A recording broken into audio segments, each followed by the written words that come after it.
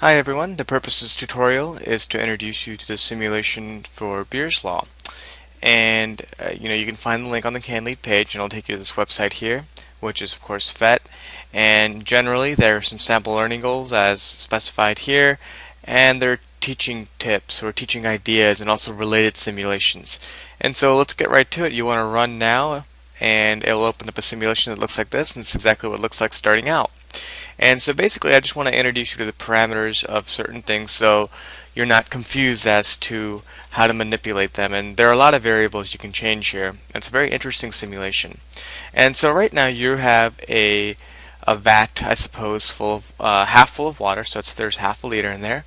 And you can add more by increasing that, toggling that bar there. And so I'm going to go ahead and fill up to 1 liter just so we can say we have a liter full of solution.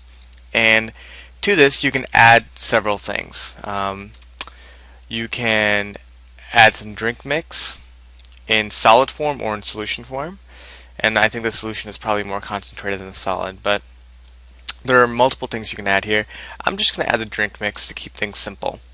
And in this solution, after I shake it on there, the solution will change color regarding intensity and things of that nature. And so you can make things intense in several ways. You can obviously continue to add more drink mix, or you can have evaporation occur, which will also increase the concentration. Of course, that's something that you probably want your kids to find out, because we know that the solute will not evaporate, only the solvent.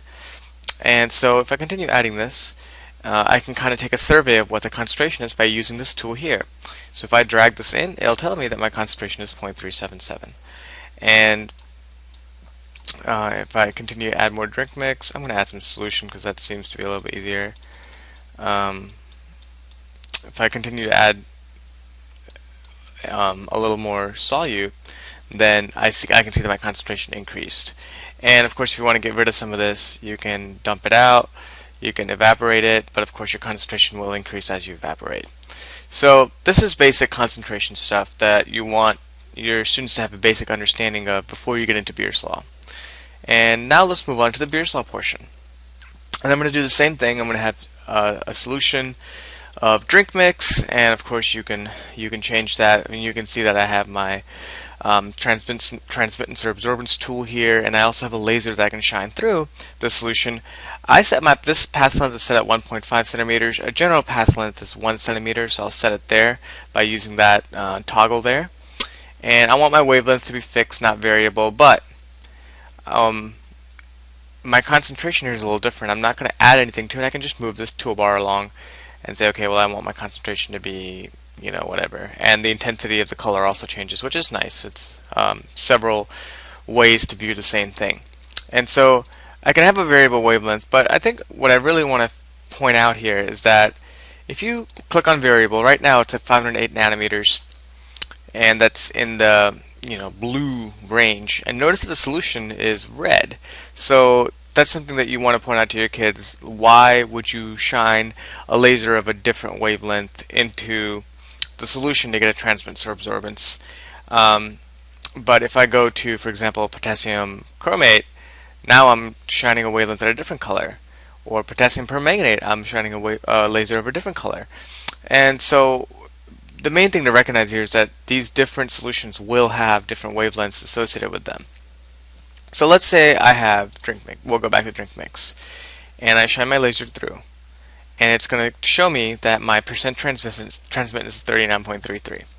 So another really nice thing here is that it's really intense here until it hits the solution. When it hits the solution, it kind of lightens up, and what you get is 39.33%. Now imagine if my solution were really, really dark.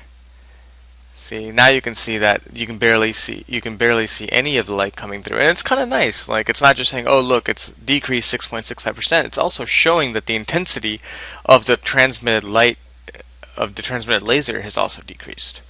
So this is basically it. You can reset all here, and you can have absorbance instead of transmittance if you want.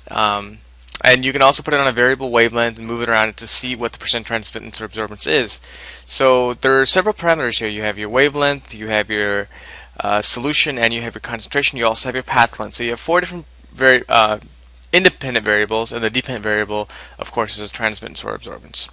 And so this is a fun little game to play if you don't want to get out the UV-Vis or the Spec 20 or the colorimeter, and you just want a little bit of a demo. This is a very nice simulation, so I hope you get the chance to use it.